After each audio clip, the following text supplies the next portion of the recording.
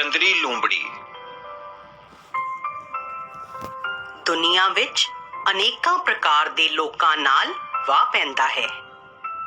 ਕਈ ਆਪਣੇ ਆਪ ਨੂੰ ਸਭ ਤੋਂ ਚਤੁਰ ਸਮਝਦੇ ਹਨ ਤੇ ਦੂਜਿਆਂ ਨੂੰ ਦਬਾਉਣ ਦੀ ਕੋਸ਼ਿਸ਼ ਕਰਦੇ ਹਨ। ਪਰ ਸਾਨੂੰ ਹਰ ਵੇਲੇ ਚੁਕੰਨੇ ਰਹਿਣ ਦੀ ਲੋੜ ਹੈ ਤਾਂ ਜੋ ਧੋਖੇਬਾਜ਼ਾਂ ਤੋਂ ਬਚਿਆ ਜਾ ਸਕੇ। ਆਓ ਪੜ੍ਹੀਏ ਕਿ ਚੰਦਰੀ ਲੂੰਬੜੀ ਨੂੰ ਛੋਟੇ ਖਰਗੋਸ਼ ਕਿਵੇਂ ਸਬਕ ਸਿਖਾਉਂਦੇ ਹਨ। ਇੱਕ ਲੂੰਬੜੀ ਨਦੀ ਦੇ ਇਸ ਪਾਰ ਵਾਲੇ ਜੰਗਲ ਵਿੱਚ ਰਹਿੰਦੀ ਸੀ। ਉਹ ਸੁਭਾਅ ਦੀ ਵੀ ਚੰਦਰੀ ਸੀ ਤੇ ਉਹਦਾ ਨਾਂ ਵੀ ਚੰਦਰੀ ਸੀ। ਨਿੱਕੇ ਨਿੱਕੇ ਜੀਵ ਜੰਤੂ ਉਹਦੇ ਨਾਂ ਤੋਂ ਤ੍ਰਹਿੰਦੇ ਸਨ।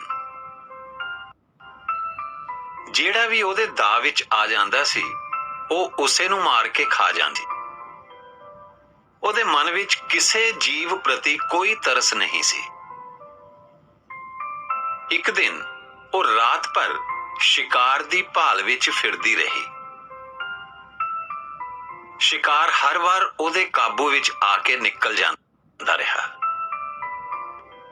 ਜਦੋਂ ਉਹ ਬਹੁਤ ਥੱਕ ਗਈ ਤਾਂ ਉਹਨੇ ਨਦੀ ਵਿੱਚੋਂ ਪਾਣੀ ਪੀਤਾ ਤੇ ਭੁੱਖੇ ਢਿੱਡ ਝਾੜੀਆਂ ਵਿੱਚ ਵੜ ਕੇ ਸੌਂ ਗਈ। ਕਿਸੇ ਦੇ ਪਰਾਂ ਦੀ ਫੜਾਹਟ ਸੁਣ ਕੇ ਤੜਕਸਾਰ ਉਸਦੀ ਅੱਖ ਖੁੱਲ ਗਈ।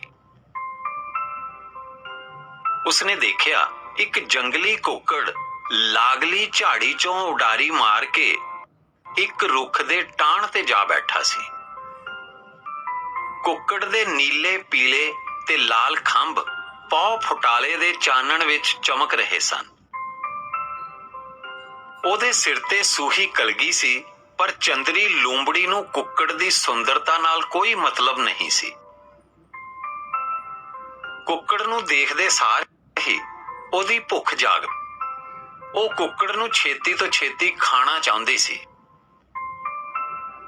ਜਿੱਥੇ ਕੁੱਕੜ ਬੈਠਾ ਸੀ ਉਹ ਟਾਹਣਾ ਬਹੁਤ ਉੱਚਾ ਨਹੀਂ ਸੀ। ਚੰਦਰੀ ਲੂੰਬੜੀ ਨੂੰ ਵਿਸ਼ਵਾਸ ਸੀ ਕਿ ਉਹ ਛਾਲ ਮਾਰ ਕੇ ਕੁੱਕੜ ਨੂੰ ਦਬੋਚ ਲਵੇਗੀ। ਜਿਸ ਟਾਹਣ ਉੱਤੇ ਕੁੱਕੜ ਬੈਠਾ ਹੋਇਆ ਸੀ ਉਹਦੇ ਹੇਠਾਂ ਨਦੀ ਦਾ ਤੇਜ਼ ਵਹਿਣ ਸੀ। ਪਰ ਚੰਦਰੀ ਲੂੰਬੜੀ ਦਾ ਪੂਰਾ ਧਿਆਨ ਕੁੱਕੜ ਵੱਲ ਸੀ। ਉਸਨੇ ਪੂਰੇ ਜ਼ੋਰ ਨਾਲ ਛਾਲ ਮਾਰੀ। ਕੁੱਕੜ ਆਉਣ ਵਾਲੇ ਖਤਰੇ ਤੋਂ ਪਹਿਲਾਂ ਹੀ ਸੁਚੇਤ ਹੋਇਆ ਬੈਠਾ ਸੀ। ਉਹ ਫੜਫੜ ਕਰਕੇ ਉੱਡਿਆ ਤੇ ਦੂਸਰੇ ਟਾਹਣ ਤੇ ਜਾ ਬੈਠਾ। ਚੰਦਰੀ ਲੂੰਬੜੀ ਕੁਝ ਚਿਰ ਖਾਲੀ ਟਾਹਣ ਨਾਲ ਲਮਕਦੀ ਰਹੀ। ਜਦੋਂ ਉਸਦੀਆਂ ਬਾਹਾਂ ਹੰਭ ਗਈਆਂ ਤਾਂ ਉਹ ਨਦੀ ਵਿੱਚ ਡਿੱਗ ਪਈ। ਉਸਨੇ ਕਿਨਾਰੇ ਵੱਲ ਆਉਣ ਲਈ ਬਹੁਤ ਹੱਥ ਪੈਰ ਮਾਰੇ, ਪਰ ਨਦੀ ਦਾ ਵਹਿਣ ਉਸ ਨੂੰ ਆਪਣੇ ਨਾਲ ਰੋੜ ਕੇ ਲੈ ਗਿਆ। ਡੁਬਕੀਆਂ ਲੈਂਦਿਆਂ ਉਸ ਦਾ ਹੱਥ ਇੱਕ ਲੱਕੜ ਨੂੰ ਪੈ ਗਿਆ। ਉਹ ਲੱਕੜ ਨਾਲ ਚੰਬੜ ਗਈ ਤੇ ਬੇਹੋਸ਼ੀ ਦੀ ਹਾਲਤ ਵਿੱਚ ਰੁੜੀ ਗਈ। ਪਾਣੀ ਦੇ ਵਹਿਣ ਤੇ ਤੇਜ਼ ਹਵਾ ਦੇ ਥਪੇੜਿਆਂ ਨੇ ਉਸ ਨੂੰ ਨਦੀ ਦੇ ਦੂਸਰੇ ਕਿਨਾਰੇ ਤੇ ਜਾ ਸੁੱਟਿਆ। ਜਦੋਂ ਚੰਦਰੀ ਲੂੰਬੜੀ ਨੂੰ ਹੋਸ਼ ਆਈ ਤਾਂ ਉਹ ਆਪਣੇ ਦੁਆਲੇ ਜੀਵਾਂ ਦੀ ਭੀੜ ਲੱਗੀ ਵੇਖ ਕੇ ਹੈਰਾਨ ਰਹਿ ਗਈ। ਵੰਨ-ਸੁਵੰਨੇ ਜੀਵਾਂ ਵਿੱਚ ਹਿਰਨ, ਬਾਂਦਰ, ਖਰਗੋਸ਼, ਘੜਿਆਲ, ਬੱਤਖ ਤੇ ਹੋਰ ਵੀ ਕਈ ਸਨ। ਭੁੱਖਣ ਭਾਣੀ ਲੂੰਬੜੀ ਦਾ ਜੀ ਕੀਤਾ ਉਹ ਦੋ ਚਾਰ ਨੂੰ ਦਬੋਚ ਕੇ ਆਪਣਾ ਢਿੱਡ ਭਰ ਲਵੇ, ਪਰ ਉਸਦੇ ਕੋਲੋਂ ਉੱਠਿਆ ਨਹੀਂ ਸੀ ਜਾ ਰਿਹਾ। ਉਸਦਾ ਸਰੀਰ ਦੁਖ ਰਿਹਾ ਸੀ। ਉਸ ਨੂੰ ਹੋਸ਼ ਵਿੱਚ ਆਈ ਵੇਖ ਕੇ ਬਾਂਦਰ ਨੇ ਪੁੱਛਿਆ, ਤੂੰ ਕੌਣ ਹੈ? मेरा नाम चंदरी है। मैं उधर वाले जंगल दी लूंबड़ी हाँ। ਤੂੰ ਇੱਥੇ ਕੀ ਕਰਨ ਆਈ ਹੈ? ਬੁੱਢਾ ਖਰਗੋਸ਼ ਕੁਝ ਅਗਾਂਹ ਹੋ ਕੇ ਬੋਲਿਆ।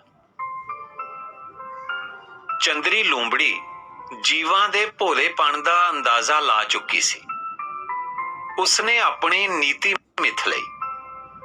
ਉਹਨੇ ਕਹਾਣੀ ਘੜਦਿਆਂ ਆਖਿਆ, मेरी दुख भरी कहानी बस इन्नी कु है कि मैं घाह खा के पानी पीन लगी सा जदों ਘਾਹ ਖਾ ਕੇ ਬੁੱਢੇ ਖਰਗੋਸ਼ ਨੇ ਹੈਰਾਨੀ ਨਾਲ ਲੂੰਬੜੀ ਵੱਲ ਵੇਖਿਆ।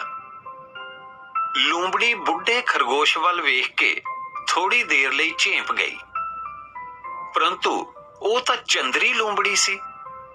ਉਸਨੇ ਆਪਣੀ ਗੱਲ ਮੁੜ ਸ਼ੁਰੂ ਕੀਤੀ। मैं घाह खा के पानी पीन लगी सा कि नदी विच डिग पई। वैन नाल रुड़ के हुण इत्थे आ गई हां। भावें तुसी मैनू रखो ते भावें मारो, मैं हुण तुहाडे वस हां।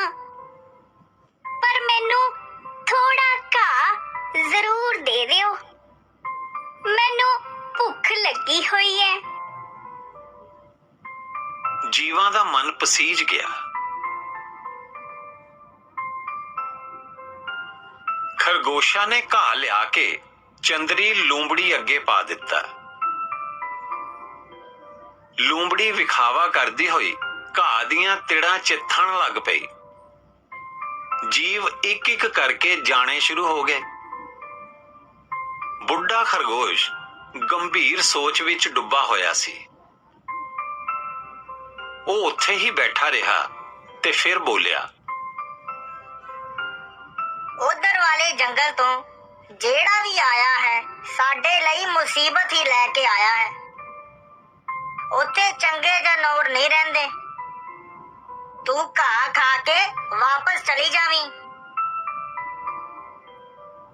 ਕੋਈ ਹੋਰ ਵੇਲਾ ਹੁੰਦਾ ਤਾਂ ਲੂੰਬੜੀ ਝਪਟਾ ਮਾਰ ਕੇ ਬੁੱਢੇ ਖਰਗੋਸ਼ ਨੂੰ ਦਬੋਚ ਲੈਂਦੀ ਤੇ ਮਾਰ ਦਿੰਦੀ, ਪਰ ਸਰੀਰ ਦੀ ਨਿਢਾਲਤਾ ਕਰਕੇ ਉਹਨੂੰ ਹਿਲਣਾ ਵੀ ਔਖਾ ਲੱਗ ਰਿਹਾ ਸੀ। ਉਸਨੇ ਤਰਲਾ ਪਾ ਕੇ ਆਖਿਆ, ਪੱਥਰਾਂ ਨਾਲ ਵੱਜ ਕੇ ਮੇਰੇ ਬਹੁਤ ਸੱਟਾਂ ਲੱਗ ਗਈਆਂ ਨੇ। ਮੈਂ ਬਹੁਤ ਕਮਜ਼ੋਰ ਹੋ ਗਈ ਹਾਂ।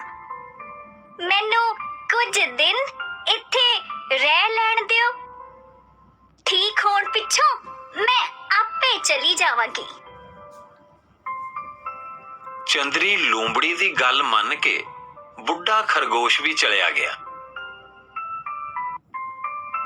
ਬੁੱਢਾ ਖਰਗੋਸ਼ ਨਜ਼ਰਾਂ ਤੋਂ ਓਹਲੇ ਹੋਇਆ ਤਾਂ ਉਹਨੇ ਆਪਣੇ ਮੂੰਹ ਵਿੱਚ ਜਮਾ ਹੋਇਆ ਘਾਹ ਥੂ ਥੂ ਕਰਕੇ ਥੁੱਕ ਦਿੱਤਾ। ਸੱਟਾਂ ਲੱਗਣ ਨਾਲ ਉਸਦਾ ਅੰਗ ਅੰਗ ਦਰਦ ਕਰ ਰਿਹਾ ਸੀ। ਉਸਦਾ ਜਾਨਵਰਾਂ ਨੂੰ ਮਾਰ ਕੇ ਖਾਣ ਨੂੰ ਦਿਲ ਤਾਂ ਕਰਦਾ ਸੀ, ਪਰੰਤੂ ਉਹ ਮਜਬੂਰ ਸੀ। ਸਾਰਾ ਦਿਨ ਖਰਗੋਸ਼ ਉਹਦੀਆਂ ਨਜ਼ਰਾਂ ਸਾਹਮਣੇ ਸਾਵੇ ਘਾਹ ਤੇ ਖੇਡਦੇ ਰਹੇ। ਆਪਣੀਆਂ ਨਿੱਕੀਆਂ ਨਿੱਕੀਆਂ ਦੰਦੀਆਂ ਨਾਲ ਘਾਹ ਕੁਤਰਦੇ ਰਹੇ ਤੇ ਸ਼ਾਮੀ ਥੱਕ ਟੁੱਟ ਕੇ ਆਪੋ ਆਪਣੇ ਘੁਰਨਿਆਂ ਵਿੱਚ ਜਾ ਵੜੇ। ਹੌਲੀ ਹੌਲੀ ਹਨੇਰਾ ਪਸਰ ਰਿਹਾ ਸੀ।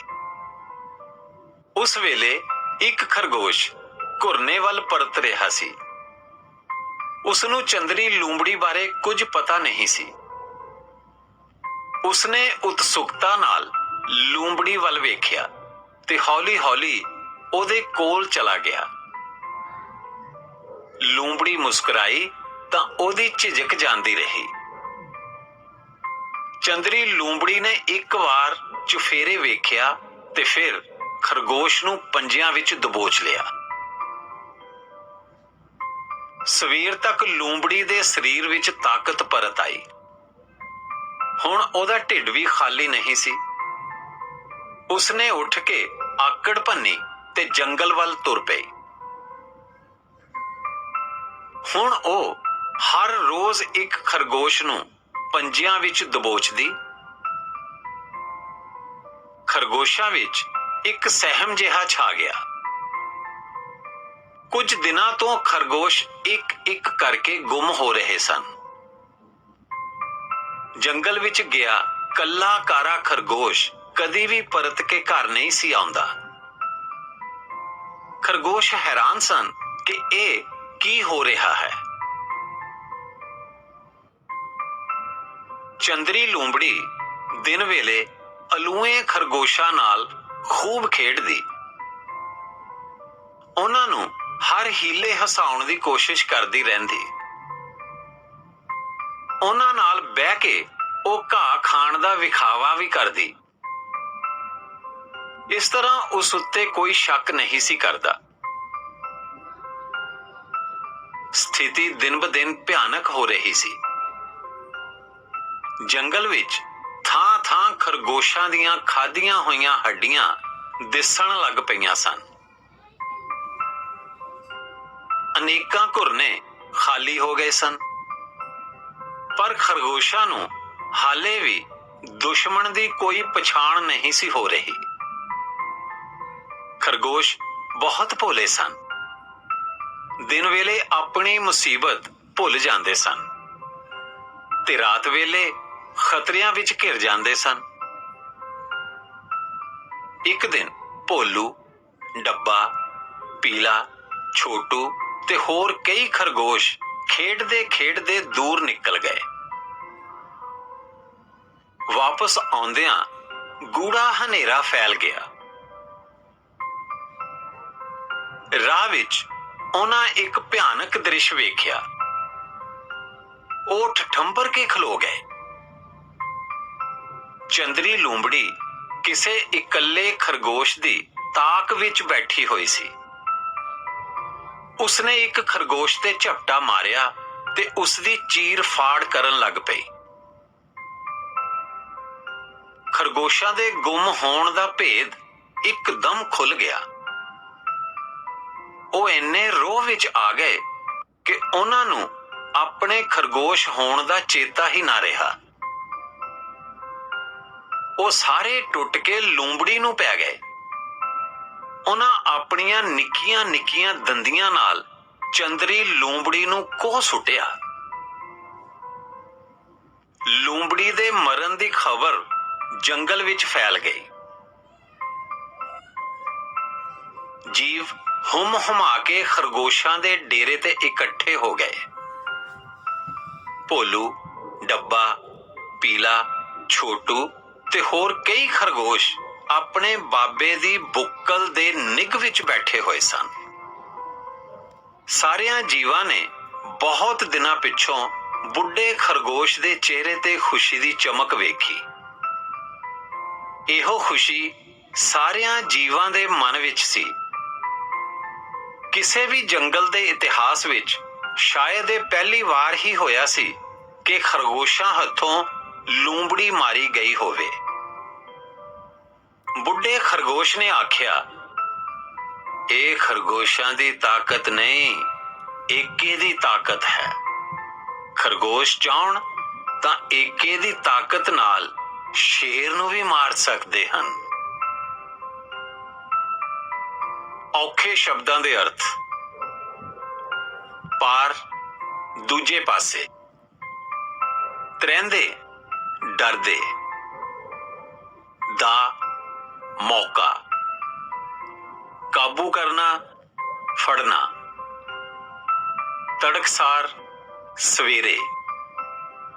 ਟਾਣ, ਟਾਣੀ, ਡਾਲੀ। ਪੌ ਫੁਟਾਲੇ, ਪ੍ਰਭਾਤ। ਸੂਹੀ, ਲਾਲ। ਵੈਣ, ਵਹਾ।